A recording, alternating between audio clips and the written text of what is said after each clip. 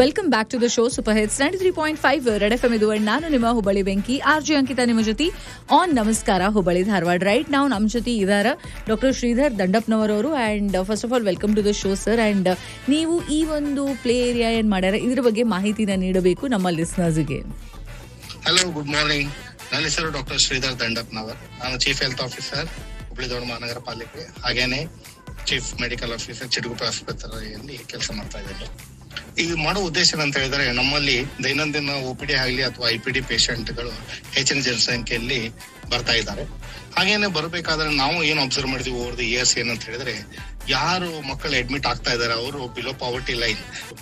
ನಮ್ಮಲ್ಲಿ ನಮ್ಮ ಆಸ್ಪತ್ರೆಗೆ ಬಂದಂತಹ ಪೇಷಂಟ್ ಅಥವಾ ಬೇಬೀಸ್ಗಳು ಒಂದು ಒಳ್ಳೆಯ ವಾತಾವರಣದಲ್ಲಿ ಟ್ರೀಟ್ಮೆಂಟ್ ತಗೊಳ್ಳಿ ಅಂತ ಹೇಳಿ ಇದು ಉದ್ದೇಶ.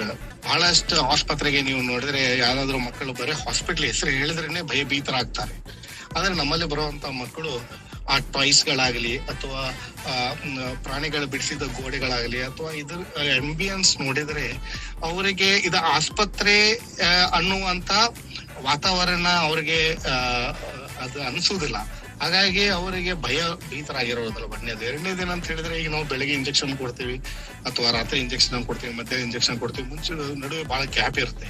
ಇವರು ಬಹಳಷ್ಟು ಮಕ್ಕಳು ಬರೀ ಮೊಬೈಲ್ ನೋಡ್ತಾನೆ ತಮ್ಮ ಕಾಲಹರಣ ಮಾಡ್ತಾ ಇದ್ದಾರೆ. ಹಾಗೆ ಈಗ ಇಂಥ ಟಾಯ್ಸ್ ಹಿಡಿದೋಗ್ಲಿ ಅಥವಾ ಅವ್ರಿಗೆ ಏನು ಕುಂಡ್ರಕ್ಕೆ ಚೇರ್ಸ್ ಗಳಾಗ್ಲಿ ಅಥವಾ ಅವ್ರು ನಮ್ಮ ನರ್ಸಸ್ ಬಿಹೇವಿಯರ್ ಮಕ್ಕಳಿಗೆ ಹೆಂಗಿದೆ ಅದರ ಅನುಕೂಲವಾಗಿ ಬಿಹೇವ್ ಮಾಡಿದ್ರೆ ಅವರಿಗೆ ಕಂಫರ್ಟೇಬಲ್ ಆಗಿ ಇರ್ತಾರೆ ಅಂತ ಹೇಳಿ ನಂಗೆ ಅನಿಸ್ತಾ ಇತ್ತು.